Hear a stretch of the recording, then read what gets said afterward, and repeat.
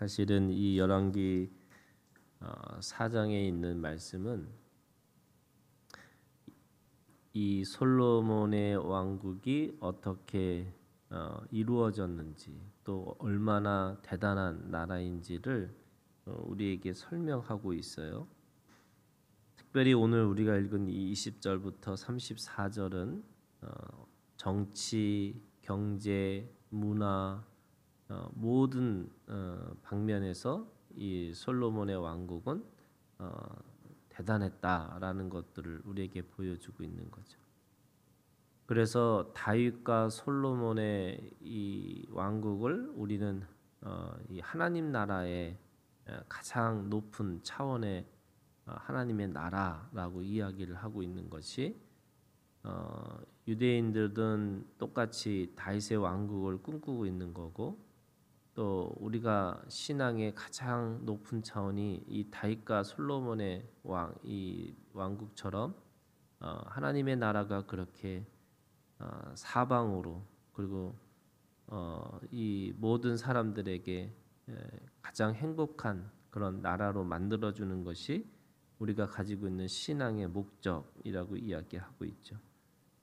20절에 있는 말씀에 보면 유다와 이스라엘 인구가 바닷가의 모래같이 많게 되매 먹고 마시며 즐거워했다, 이렇게 얘기하고 있습니다.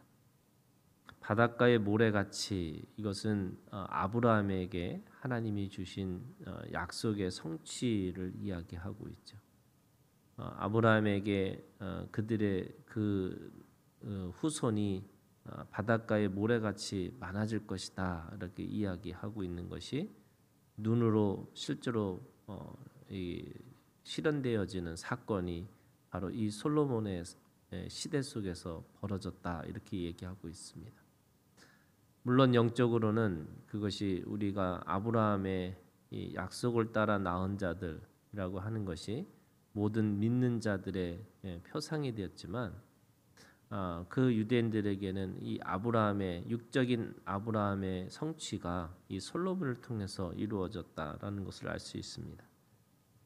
그리고 그 나라 이 동서남북의 이 지경이 가장 넓은 지경으로 이스라엘이 가장 강대국으로 자라났다라고 하는 것이 바로 21절에 있는 말씀이죠. 그 강에서부터 블레셋 사람의 땅에 이르기까지와 애굽 지경에 미치기까지의 모든 나라를 다스림으로, 그러니까 동서남북에, 그러니까 특별히 남과 북쪽으로 인해서 그렇게 경계가 지어짐으로 인해서 그리고 그 주위에 있는 모든 나라들이 이 솔로몬의 왕국, 이스라엘을 향해서 조공을 바치는 그런 일들을 이야기하고 있습니다. 그러면서 22절, 23절은 그들이 하루에 소비되는 그런 이 양들에 대해서 또 이야기하고 있어요.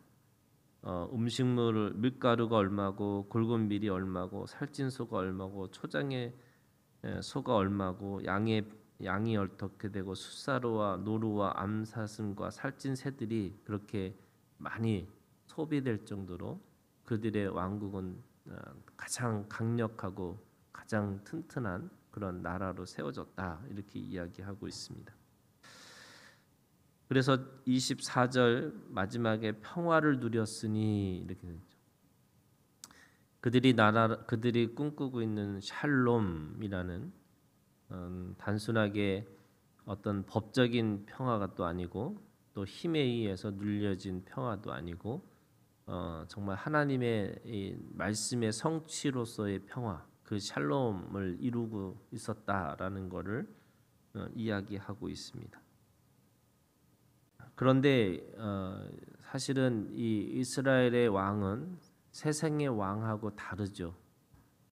달라야 된다고 하는 것이 이스라엘 왕에게는 절대로 하지 말아야 될 세 가지가 있다고 얘기했어요.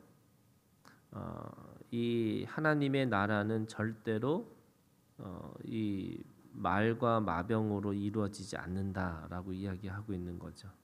그러니까 군사적인 우위를 가지고 이 나라가 유지되는 것이 아니다라고 얘기하고, 또 애굽을 지향하면 안 된다라는 거였어요. 그들이 늘 보고 있었던 나라는 애굽이었어요. 이 애굽의 제국을 꿈꾸고 살지 말라 이렇게 얘기하고 있는 거죠. 그러면서 동시에 이 왕은 이 첩이나 아내를 특별히 그렇게 탐하지 말라 이렇게 얘기하고 있는 겁니다. 그러니까 그 세상의 왕은 똑같이 제국을 꿈꿔야 되고 거기다 말도 있어야 되고 자신의 권력의 상징으로서의 이 첩을 두고 살아야 되는 건데 이스라엘의 왕은 오히려 그렇게 하기보다는 하나님의 말씀을 지키고 또 하나님의 말씀을 옆에 두면서 좌로나 우로나 치우치지 않으면서 하나님을 경외하는 그런 왕이 되어야 된다 이렇게 얘기하는 거죠. 세상의 왕은 자기가 주인이지만 이 이스라엘의 왕은 하나님이 주인이시기 때문에 하나님 앞에서 늘 하나님이 뭐라고 말씀하시는지 그렇게 겸손하게 하나님의 뜻을 따라 살아야 되는 존재가 이스라엘의 왕이었습니다. 그러니까 20절부터 25절까지는 얼마나 그들이 경제적으로 풍요하고 또 부유하고 그래서 그렇게 평화를 이루고 살았는지를 말씀하다가 갑자기 26절부터 솔로몬의 병거, 마병 이렇게 이야기하고 있습니다. 그리고 이 병거와 마병은 그 솔로몬의 이 권력의 상징처럼 그렇게 이야기하고 있는 거죠. 28절에 있는 말씀에 보면 또 그들이 각기 직무를 따라 말과 준마에게 먹일 보리와 꼴을 그 말들이 있는 곳으로 가져왔더라. 사실은 최고의 준마는 애굽의 준마거든요. 그러니까 다시 말해서 애굽을 보지 말라고 했는데 그거를 보리와 꼴을 어디면 그 말들이 있는 곳으로부터 가져왔다. 이 말은 이 애굽을 지향하고 또 애굽을 향해서 그들의 눈이 있었다고 이야기하는 거예요.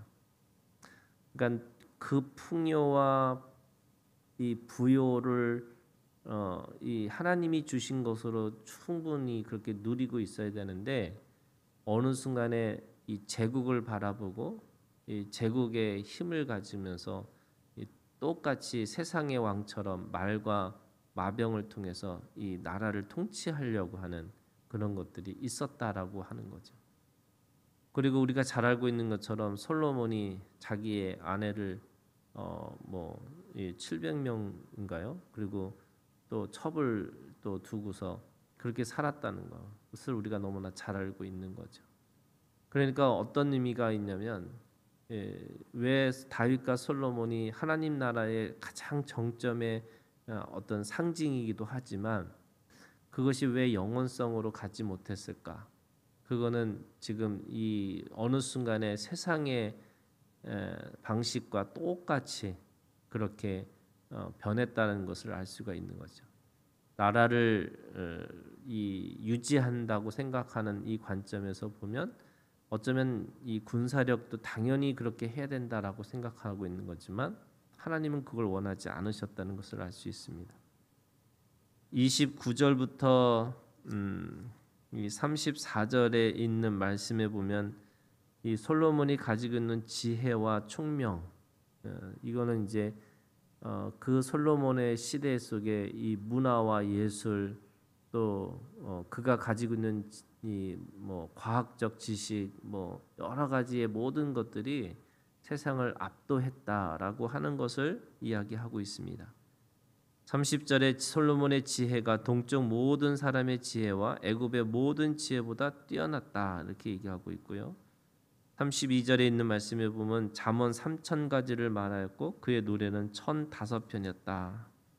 그리고 그가 가지고 있는 세상적인 또는 이 자연의 모든 것들을 꿰뚫어 보는 지혜는 어떤 누구보다도 뛰어났다라고 이야기하고 있습니다. 그렇게 정치, 경제, 문화, 예술 모든 분야에서 뛰어났지만 여전히 그 이스라엘의 왕으로서의 하나님 앞에서 머물러 있고 또 하나님의 말씀 안에서 계속 그 말씀을 지키려고 또 그 말씀을 따라서 좌로나 우로나 치우치지 않으면서 하나님의 뜻을 따라 살아야 되는 것이 그가 가지고 있는 진정한 목적이어야 되는데 우리가 알고 있는 것처럼 솔로몬 이후에 이 나라가 두 쪽이 나고 또 그것이 결국 패망의 이 이유가 됐다는 것을 우리가 너무나 잘 알고 있는 거죠.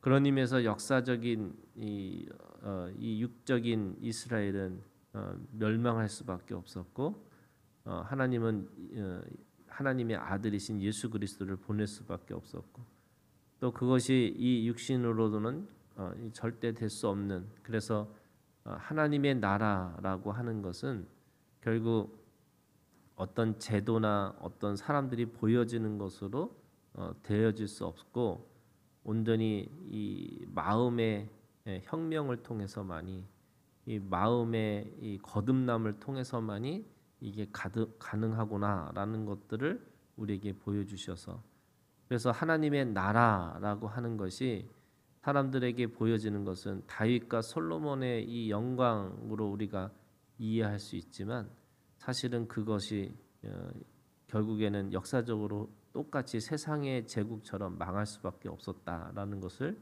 우리에게 보여주고 있습니다. 우리가 육신이라고 하는 이것이 한계가 있는 거죠.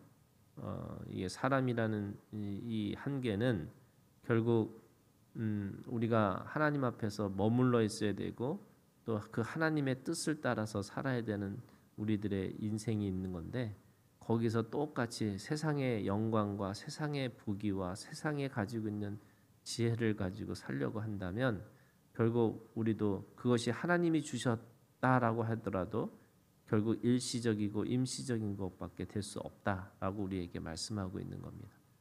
오늘도 보이지 않는 나라지만 우리가 하나님의 나라를 보이는 나라로 그리고 오늘 우리가 마음의 변화를 받아서 하나님 안에서 이 하나님의 이 왕 같은 제사장으로 하나님을 의지하고 하나님을 믿음으로 말미암아 오늘도 믿음에서 승리하는 오늘 우리가 되기를 주님의 이름으로 축원합니다. 주기도문으로 마치겠습니다.